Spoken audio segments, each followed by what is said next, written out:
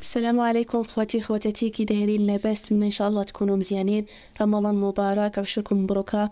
وبحلول شهر رمضان الكريم اليوم جيت نقدم لكم واحد العصير اللي كيكون جد منعش وجميل في هذه الايام د رمضان مع الصيام.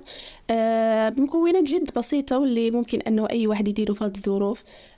نحتاجو غير فيه جوج ديال الليمون، جوج ديال البرتقالات وحامضه، ومع ممكن اضافه المذاق ديال النعناع او بدون على حسب الرغبه. في هذه المكونات ناخذ جوج ديال البرتقالات اللي الحجم ديالهم متوسط، وغنديروهم في المجمد انهم حتى يتجمدوا مزيان. من بعد غنهزوهم، غنقطعوهم اطراف يعني صغار، ولا حيت اصلا غنديروهم في الخلاط الكهربائي. فغنقطعوا هاد البرتقالات كما كتشوفوا معنا، وكذلك الليمونه، وناخذوا واحد بعض اوراق النعناع، ومع إضافة كأس سكر أو ذلك على حسب الرغبة.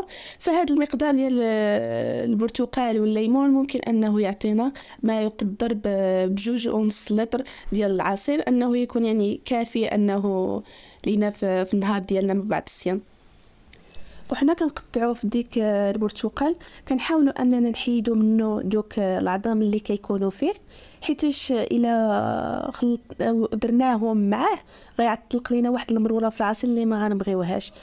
فصافي كما كتلاحظوا معنا، فرانا قطعناهم ووجدناهم باش يسهل علينا اننا نديروهم في الخلاط الكهربائي.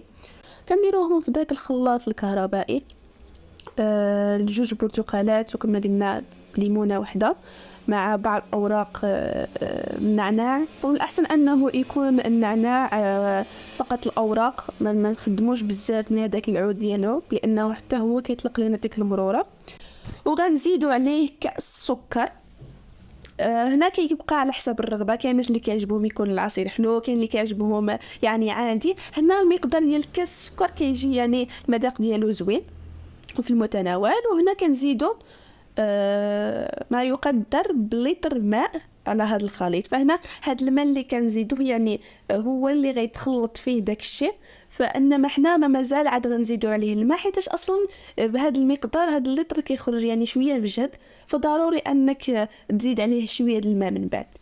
فهنا كما كتلاحظوا جبناه وغنديروا في الآلة الخلاط الكهربائي. ما كتلاحظوا معنا هكا كيجي يعني الثقل ديالو. وهنا من بعد ما سالينا التخلاص ديالنا كنحيدوه، وكنجيبوا واحد القدر، وضروري الصفايه انها تكون صفايه باش نحاولوا اننا نصفيو داك العصير ديالنا من دوك الشوائب اللي كيكونوا فيه ديال هذاك القشور وهذاك يعني اللحم ديال البرتقال والليمون ديالنا واوراق النعناع. فاننا كنحاولوا اننا نصفيه باش يبقى يعني ما يبقاوش فيه دوك الشوائب كي كيشربوا منها، ما كيلقاش فيه دوك الشوائب.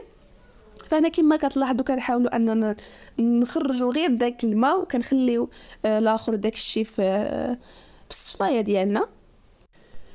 وهنا من بعد ما كنساليو كاع الكميه اللي عندنا ديال داك العصير، كنجيبوا الكميه المتبقيه من الماء وكنزيدوها عليه. يعني هنايا فعاد كنزيدوا داك المقدار ديال الماء اللي باش في الاخر كاع يعطينا ديك جوج لتر ونص ديال العصير. يعني هنا كنحاولوا اننا نزيدوه فعلى ديك السوايه باش يخرجوا كاع دوك الفوائد اللي كيبقى غير دوك القشور وداك الشيء في الصفايه.